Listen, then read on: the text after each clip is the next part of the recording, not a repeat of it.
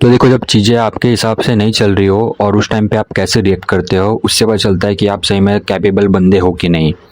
कहीं आप स्ट्रांग होने का नाटक तो नहीं कर रहे हैं। वो आपको ख़राब टाइम ही बताएगा, या तो ऐसा टाइम बताएगा जब आपकी चीज़ें आपके हिसाब से ना हो रही हो, मतलब आपने प्लान किया था कुछ और, हो रहा है कुछ और उस टाइम पे आप कैसा रिएक्ट कर रहे हो, उससे पता चलेगा कि आपका फ्यूचर में क्या होगा, या आपका ये चीज़ सही जाएगा या ख़राब होगा।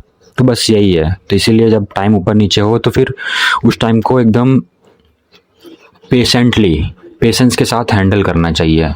कुछ भी आलतू फालतू डिसीजन नहीं लेना चाहिए, चिल रहना चाहिए। दुनिया ख़त्म नहीं हो रही है, क्योंकि भाई लेजेंड लोग के लिए दुनिया ख़त्म नहीं होती है, और सब में कुछ ना कुछ टैलेंट तो होता ही है, कोई किसी से कम नहीं होता है। और यही चीज़ें हमें स्ट्रांग बनाएंगी जब चीज़ें आपके हिसाब से ना हो रही हो तो।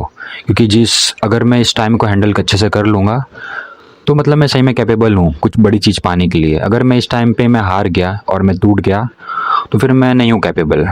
तो फिर मैं नहीं हूँ कैपेबल, मतलब वो बड़ी चीज़ के लिए।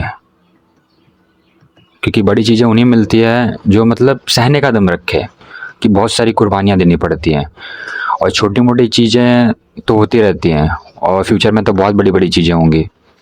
और जब कोई बिजनेस करने के बारे में सोचता है तो फिर उसे तो तैयार ही रहना चाहिए कि भाई बहुत कुछ होता है, केस ठुकते हैं, लोग गालियाँ देते हैं, बहुत कांड होते हैं, दोस्ती यारी हिल जाती है, फैमिली से रिलेशन हिल जाता है, अकेले पड़ जाते हो, बहुत घोड़े लगते हैं। तब जाके वो पावर मिलती है, वो ताकत मिलता है, वो रुतबा मिलता है, वो माहौल मिलता है। तो बस यही है गाइस। तो बने रहिए, मेहनत करते रहिए, आगे बढ़ते रहिए, जीतते रहिए, और हार कभी मत मानिए।